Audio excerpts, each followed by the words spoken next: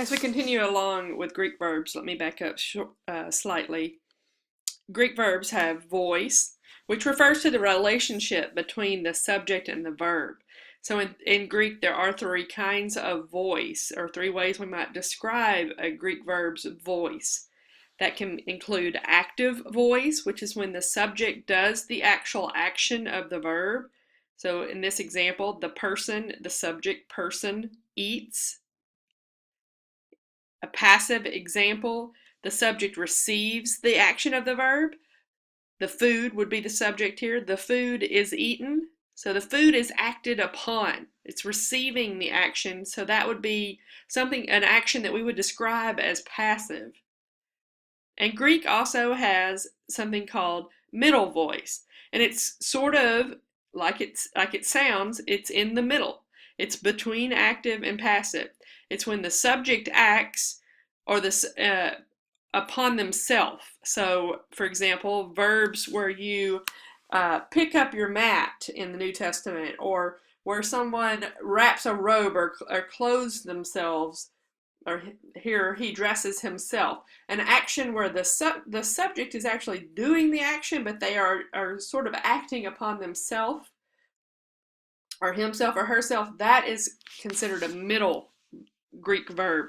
Now there are something called deponents in Greek, where a verb will have a middle form, but it's actually translated as though it were in active voice. And the way to know that is you will actually see that verb appear with middle endings in what should be the present active indicative, the root form of the verb in a lexicon.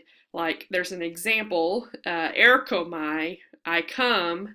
That's how it's translated, but it ends in a middle ending, and we call the ending there, oh my, gives us a little bit of indicator. Oh my, it's a deponent. Now that may be more than you need to know at this point, and may be overwhelming. That is not my intention, but you can go back and listen to this video again. But that is an example of a middle voice verb that is actually a little bit different than what we're seeing here. Instead of acting upon itself, it's kind of not true to itself in that you see it in form, but it's translated a different way. And those are actually kind of common. Greek verbs have mood, which refers to the relationship between the verb and reality, similar to English. Greek moods can be indicative mood, which is the mood of reality or what is. Subjunctive mood, which is the mood of possibility or probability, what could be. Imperative mood is the mood of command, usually a to be verb, to hit, or I'm sorry, that's the infinitive. Imperative of command would be an exhortation or a command to do something, to do an action. Get up, go.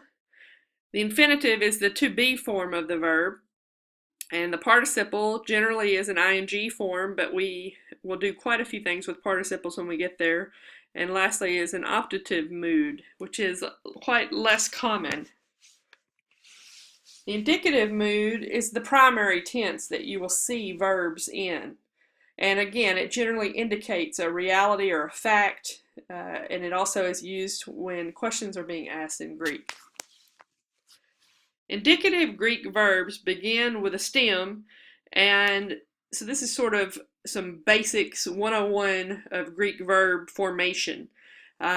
Greek verbs begin with a stem of the root part of the word, to which a connecting vowel is added, and then the verb endings. Now, as we mentioned in the previous video, endings are going to change to indicate, in Greek, they indicate that they can either indicate tense or voice, or they can also show us person, who is doing the action. So there are so many things embedded in a Greek verb, but for this class, all we'll have to do is take our mouse cursor and just go over that word, and we'll be able to get all of these details in just a flash. So, but it's helpful to kind of understand what we're looking at. So here's an example. Luamen is the verb, but what you have here is lu, which is the stem. Omicron is your connecting vowel, and then men on the end. If we had learned all of the declension of a verb, we would know that this is a first person plural ending, which gives us the translation, we loose. There are three basic components of indicative Greek verbs. The stem, which we just saw on lu, which is the primary part of the verb, and that's where you get the actual basic meaning of the verb from. Second, we have the connecting vowels, which are either an omicron or an epsilon vowel, and those simply connect the stem of the verb to the ending. Now, there are some interesting things that occur when certain vowels meet another vowel, and that's often where the diphthongs come from. So if a particular vowel meets another vowel, like an omicron meets an omicron, in this joining of a connecting vowel and an ending, it will often revert to a diphthong, omicron, upsilon. Now again, for our purposes for this course, we will not need to know what has taken place, but were you taking a full-fledged Greek course, you would learn all of those elements. Thirdly, Greek verbs have personal endings, and these are suffixes added to the end of the verb that indicate the person and the number of the subject, so person and number. And verbs must agree with their subject in person and number.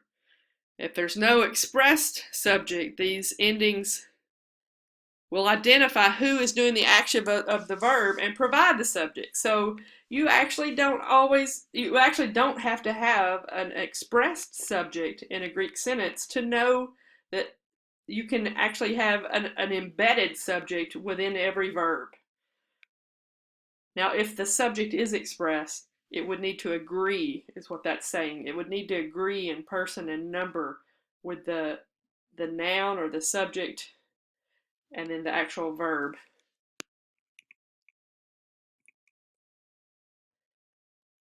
So here, a minute ago when I was talking about deponents, here's that fourth voice, right? Which is actually a passive or middle in verb that's passive or middle in form, but it's actually active in meaning. And otherwise, we tend to have active or passive verbs, and then middle is less often used. When you parse a verb, that's what we call when we describe the verb in detail, what we have access to when we look at a Greek verb. You need to indicate 7 elements. The first is the person, which again, remember we said was first, second, or third. I, you, he, she, it, or we, you all, they. So that's person. Number, singular or plural.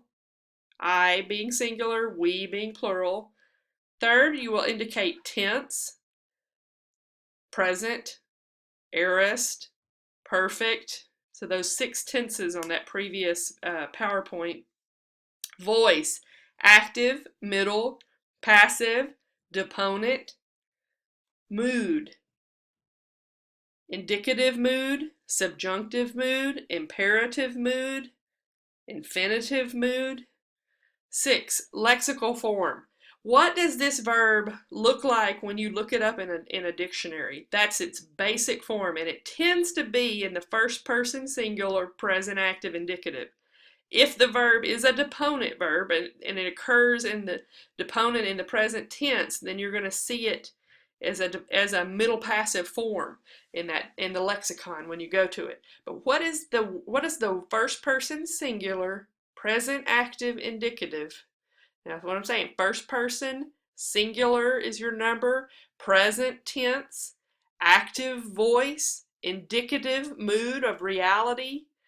What do you see when you look in a lexicon? That's it right there.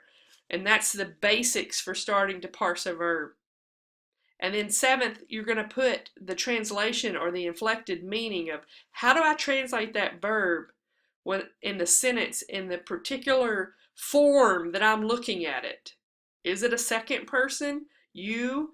Is it a singular or a plural? You all? Is it in the future tense? You all will.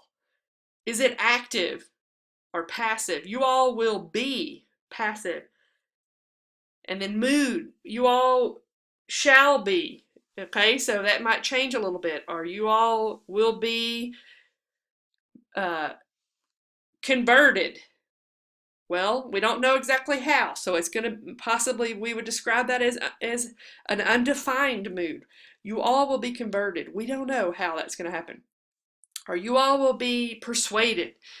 And then the lexical form, what is the basic form of that verb as you look it up in a lexicon? And generally, again, that is the present tense, and it's the indicative mood and first person singular. So here's an example, legomen. We're looking at a first person plural. Now, we don't know the forms, or we're not learning the forms in this class, so you would simply take your cursor and go over the word if you were looking it up in a BibleWorks sentence. And that's what's going to pop up, is all of this parsing. What you need to do is know, what am I looking at? Well, I'm looking at a first person. That person, first person plural, we. If the tense is present, then I can assume it's happening now. The voice is active, then that subject, we, is doing the action of the verb. What I need to know is what that verb means, and that's the lexical form. I speak. Lego means I speak. So here we're looking at we speak. We've got a first person plural, we, in the present tense, speak. The subject is doing the verb, so it's active, and then the mood is indicative of reality. We speak. Now, what we don't know for sure is the aspect of that verb. Is it we speak continually, so we are speaking, or is it we speak in a moment and we don't speak anymore, but we still are speaking in the present? So aspect is very important in Greek verbs and in the Greek in our translation process. So here we get into type of action, which is related to aspect. An action in Greek in the present tense can be instantaneous, or what we might call punctiliar in the present tense. So instantaneous or punctiliar presence. An action that happens at a particular point in time, or punctiliar.